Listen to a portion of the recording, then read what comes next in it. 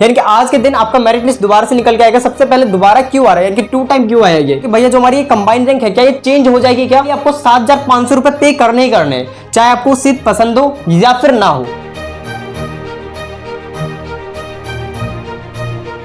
और आज की वीडियो में हम बात करने वाले हैं दिल्ली पॉलिटेक्निक 2021 के मेरिट लिस्ट के बारे में। तो फाइनल लिस्ट जैसा कि आपको पता है कि आज हो चुका है आपका 8 अक्टूबर, और 8 अक्टूबर का आपका टेंटेटिव शेड्यूल जो है उसके अंदर ये मेंशन है कि दोबारा से आपकी मेरिट लिस्ट आएगी।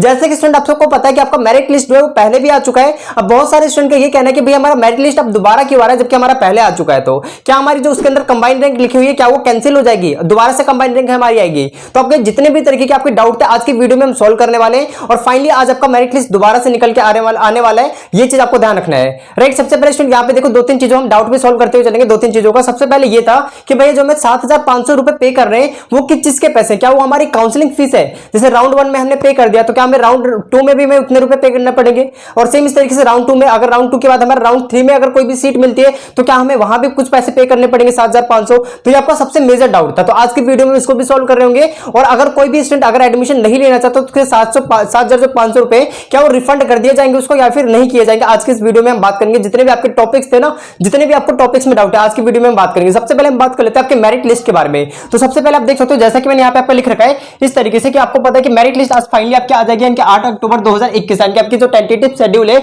उसके अंदर ये मेंशन कर रखा है इन्होंने कि आपका जो टेंटेटिव शेड्यूल है उसके अंदर ये मेंशन कर रखा है कि आपका मेरिट लिस्ट जो है दोबारा से निकल के आएगा, यानी कि आज के दिन आपका मेरिट लिस्ट दोबारा से निकल के आएगा। सबसे पहले दोबारा क्यों आ रहा है, यानी कि 2 टाइम क्यों आया? ये एक बार पहले भी आ चुका है, अब दोबारा भी आ रहा है। तो देखो सबसे पहले मैं आपको बताता हूं, जैसा कि आपको पता है कि इन्होंने अभी एडिट करने का ऑप्शन दिया था, और उस एडिट करने वाले सिस्टम में आपको ये बोला गया था कि आप सब क्या कर सकते हो, यहाँ पे कुछ भी एडिट कर सकते हो। तो बहुत सारे स्टूडेंट ने वहां पे क्या करा कि कैटेगरी को एडिट कर दिया है। अब यहाँ पे अगर आप कैटेगरी को एडिट कर देते हो तो फाइनली यहाँ से हुआ क्या, जैसे कि आपको पता है कि अगर कोई भी कैंडिडेट जनरल था तो जनरल कैंडिडेट के लिए आपकी क्या आई थी, सिर्फ कंबाइंड रैंक आई थी इस तरीके से निकल के, सिर्फ आपकी कंबाइंड रैंक आई थी। और अगर कोई ओबीसी है या फिर एससी है या फिर एसटी है तो उसकी 2 रैंक निकल के आई थी, एक तो आपका कंबाइंड रैंक हो गया और दूसरा उसका कैटेगरी रैंक हो गया, तो 2 रैंक आपके निकल के आई थी। और सेम इस तरीके से इन दोनों की भी 2-2 रैंक निकल के आई थी। अब क्या होगा, जैसे पहले किसी ने अपनी जनरल फिल कर रखी थी, अब उन्होंने जनरल से क्या कर दिया, मान लो यहाँ पे एससी कर दिया, तो अब क्या होगा, इसकी तो सिर्फ कंबाइंड रैंक आ रखी है और यहाँ पे कैटेगरी रैंक तो आ नहीं रखी है।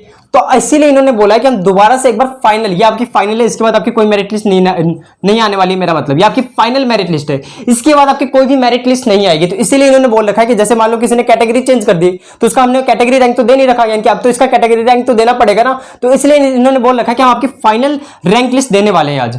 और यहाँ पे बहुत सारे स्टूडेंट को दिक्कत ये थी कि भैया प्लीज आप हमें ये क्लियर करो कि जो हमारी कंबाइंड रैंक थी, क्योंकि बहुत सारे स्टूडेंट ये बोल रहे थे कि भैया हमारी कंबाइंड रैंक तो बहुत अच्छी आ रखी थी, जैसे 704 आ रखी थी, किसी की 2000 आ रखी है, तो फाइनली आप सभी का तो एडमिशन हो जाता। तो आप सबको बहुत ज्यादा पैनिक हो चुके कि भैया जो हमारी कंबाइंड रैंक है क्या ये चेंज हो जाएगी क्या?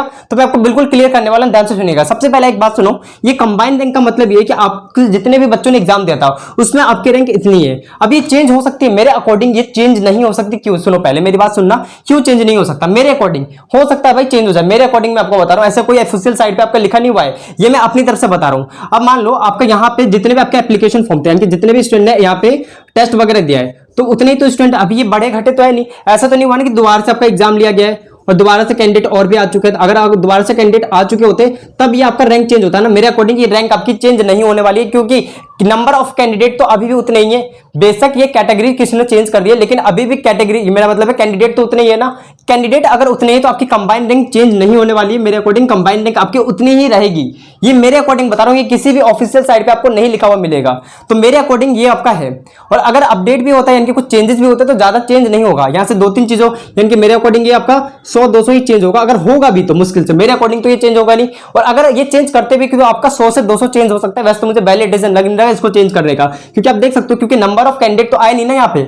अब नंबर ऑफ कैंडिडेट आपके आए नहीं है तो अब ये किस तरीके से आपका ये बढ़ ही नहीं सकता है ना। जैसे मान लो रूम है, इसके अंदर कैंडिडेट आपके थे टोटल, ये सीईटी का यहाँ पे एग्जामिनेशन हुआ, यहाँ पे इतने तो कैंडिडेट थे। अब अपने तो यहाँ पे कैटेगरी तो चेंज हुई है, अब कैंडिडेट नए थोड़ी ना है कि आपका कंबाइंड रैंक चेंज होगा। यहाँ पे मेरे अकॉर्डिंग कंबाइंड रैंक आप सभी का चेंज नहीं होगा फाइनली। तो ये चीज क्लियर हुआ आपको, कंबाइंड रैंक आपका चेंज नहीं होगा। आप सब ज्यादा टेंशन मत लो, जितनी भी चीजें होंगी मैं आप सभी को बता दूंगा, ये आप ध्यान रखिएगा। बहुत सारे स्टूडेंट बोल रहे हैं भैया हमने डॉक्यूमेंट भी तैयार कर लिया और बोल रहे हो कि कंबाइंड रैंक हमारा चेंज हो जाएगा। देखो भैया नहीं चेंज होगा, आप सब थोड़ा तसल्ली पकड़ो, जो भी होगा आपके ऑफिशियल साइट पे मैं बता दूंगा। और फाइनली जिनका रैंक ये था तो ऐसे थोड़ी ना होगा कि मान लो किसी का कंबाइंड रैंक थी 704 तो उसका फाइनली ऐसा थोड़ा ना होगा कि 7,000 आ जाएगी, ये भी पॉसिबल नहीं है भाई। अगर आपका यहाँ भी एडमिशन होता है, अगर ये 100-200 बढ़ भी जाता है तब भी आपका एडमिशन हो जाएगा, ऐसा नहीं है। तो वैसे तो ये बढ़ेगा नहीं, और अगर बढ़ता भी तो मैं आपको फाइनली बता दूंगा। चीजें क्लियर है, मैंने इसलिए इस वीडियो को एक बार बताया, मैंने इसलिए मैं आपको क्लियर कर दिया। और जब भी आपका ये मेरिट लिस्ट आता है, एक बार सब अपने आईडी को लॉगिन करके चेक कर लीजिएगा कि आपकी वो जो रैंक लिस्ट है, रैंक लिस्ट में आपका क्या कुछ अपडेट हुआ या फिर नहीं हुआ, या फिर किसी ने कैटेगरी चेंज करी उसका ही अपडेट होगा। तो सबसे पहली चीज तो ये, जिन्होंने भी कैटेगरी चेंज करी है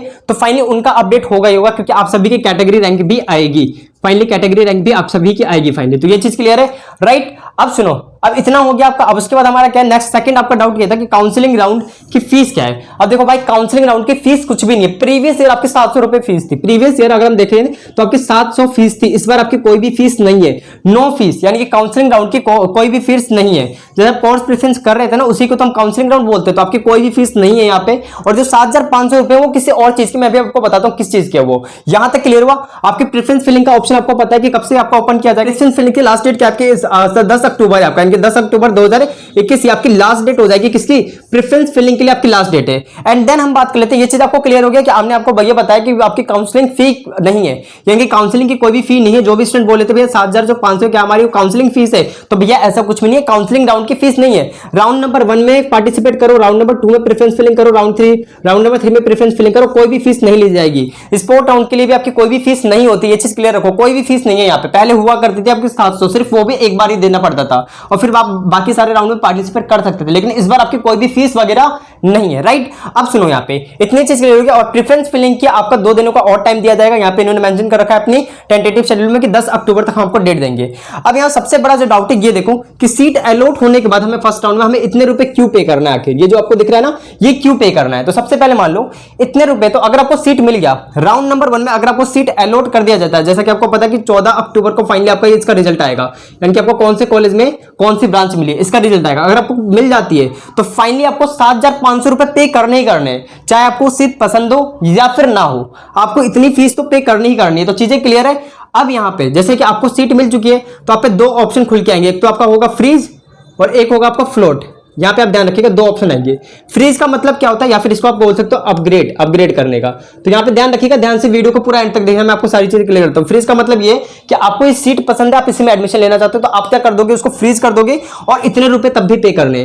और फ्लोट का मतलब होता है कि आपको ये सीट पसंद नहीं है राउंड नंबर 1 वाली, आप इस सीट को अपग्रेड करना चाहते हो। अपग्रेड का मतलब समझ रहे हो, जैसे मान लो आपने पूसा में मैकेनिकल भरा, यहाँ पे पूसा में आपने मैकेनिकल भरा, पूसा में सिविल बना, तो आपको यहाँ पे क्या दे दिया, मान लो पहले आपने सिविल भरा था, फिर आपने क्या भर दिया था, मैकेनिकल। तो आपने मान लो मैकेनिकल आपको मिल गई, आपको ये लेना नहीं है, आपको क्या लेना है, सिविल लेना है। तो यहाँ पे होगा क्या आपका कि आपको ऊपर वाली प्रेफरेंस आपको दी जाएगी। दिख रहा है आपको, यहाँ पे मैं कर देता हूँ एक बार, देखो जैसे पूसा में आपने सिविल भरा, पूसा में आपने मैकेनिकल मिला, आपको मैकेनिकल मिल गया मान लीजिए, और आपको अब सिविल लेनी है। आप ये चाहते हो कि मुझे मैकेनिकल नहीं, मुझे तो सिविल चाहिए।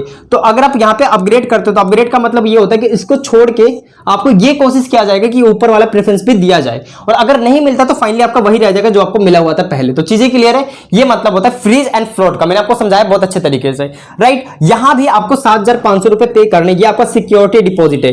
ये क्या आपका सिक्योरिटी डिपॉजिट है, यानी कि आप इतने रुपए पे करिए ताकि आप ये कंफर्म करें कि हाँ हम सीट को लेना चाहते हैं, आपसे ये सीट नहीं छीनी जाएगी। क्लियर हुआ। और जो भी स्टूडेंट यहाँ पे अगर उसको सीट मिल जाती है और ये बैलेंस वो पे नहीं करता, तो उसका फाइनल जो एडमिशन है वो कैंसिल हो जाएगा।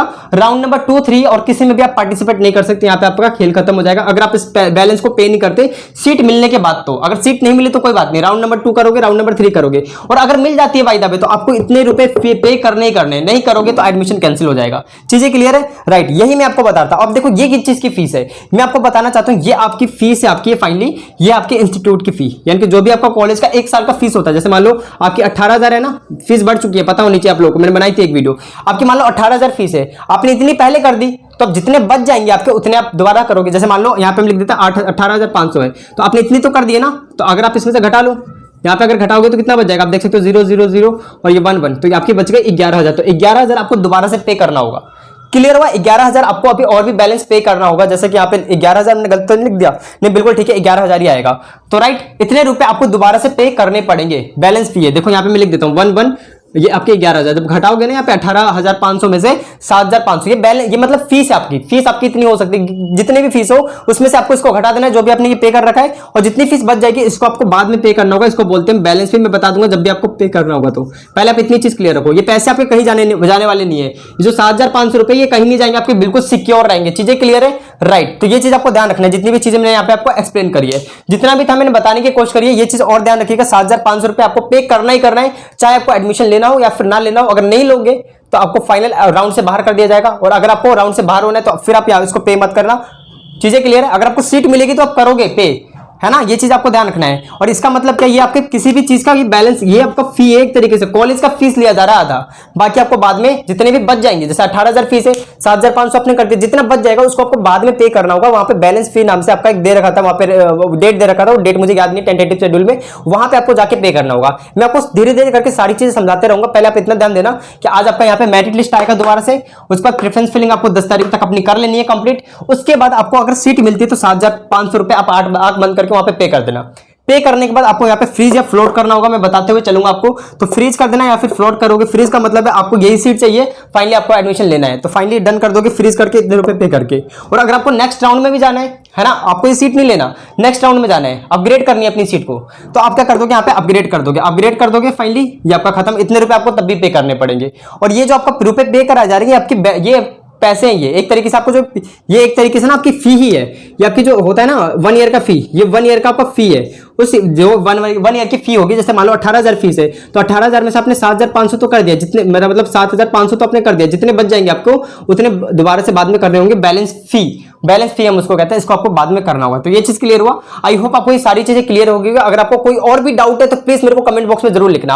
और भी मैंने बहुत सारी वीडियोस बना रखी है, जैसे आपका मैक्सिमम रैंक कितना होना चाहिए कि फाइनली आपका एडमिशन हो जाए किसी भी गवर्नमेंट कॉलेज में, और प्राइवेट कॉलेज का भी रजिस्ट्रेशन चल रहा है, अगर आपको कराना है तो प्लीज करा लीजिएगा। उसके ऊपर भी मैंने बहुत सारी वीडियोस बना रखी है, और आपका कट ऑफ कितना जा सकता है, और भी मैंने बहुत सारी वीडियोस बना रखी है, जैसे आपके कोर्स के अकॉर्डिंग प्लेसमेंट वगैरह कैसी है, कौन सा कॉलेज सही है, आपको प्रेफरेंस फिलिंग किस तरीके से सीक्वेंस में करनी चाहिए, कौन से कॉलेज को ऊपर रखना चाहिए, कौन से कॉलेज को सबसे लास्ट में रखना चाहिए, ये सारी चीजें मैंने डिस्कस कर रखा है। तो स्टूडेंट हम वीडियो को यहीं पे खत्म करते हैं। सभी वीडियोस की जो लिंक आपको डिस्क्रिप्शन बॉक्स में मिल जाएगी। सो स्टूडेंट इसी के साथ हम वीडियो को यहीं पे खत्म करते हैं। मिलेंगे अपनी नेक्स्ट वीडियो में। इसी के साथ पढ़ाई करते रहे। All the very best.